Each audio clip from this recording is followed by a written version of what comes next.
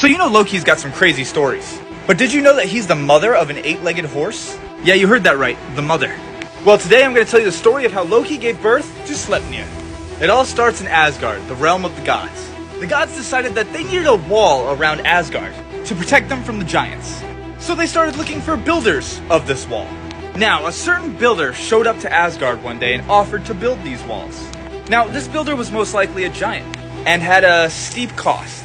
The builder said he could do it in about 3 seasons or 9 months, but he had a cost. He wanted Freya's hand in marriage, as well as the sun and the moon. That's a hefty price. But the gods all met and talked about this. Everybody always seems to want to marry Freya, so you know that she was not down. But Loki had an idea. That comes up a lot. Loki's like, why don't we make a bet? He can only get what he wants if he finishes it in 1 season. So like 3 months.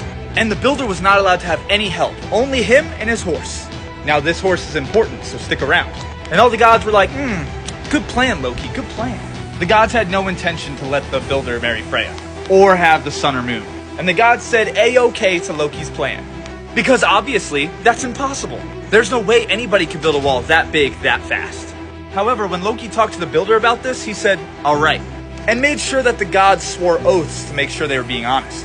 And that he'd be safe in Asgard till he was done. So the builder started building. And the gods were shocked.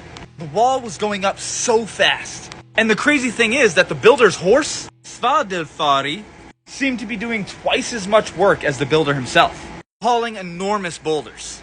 That horse was a huge help to the builder. Now it was only 3 days left till the season's end, and the wall was almost done, which means the builder was close to completing his task at the desired time.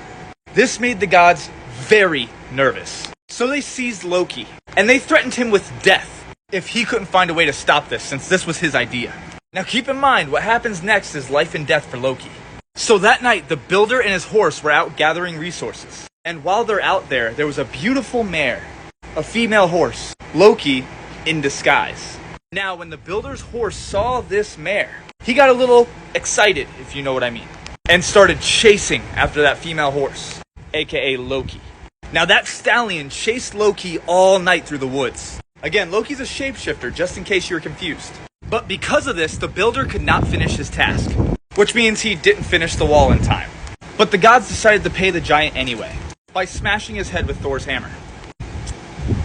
Now you might be thinking, what does this have to do with an 8-legged horse? Well, the builder's stallion eventually caught up to Loki, disguised as that mare. And I won't go into too much detail, but Loki eventually gave birth to the 8-legged horse Sleipnir. You can put that together. And Sleipnir became the noble steed for Odin. Anyways, that's the story of how Loki had Sleipnir. Don't forget to like, comment, favorite, and share this video. It's a free way to support and is extremely motivating. So let's get that info out there. Stay awesome and all love.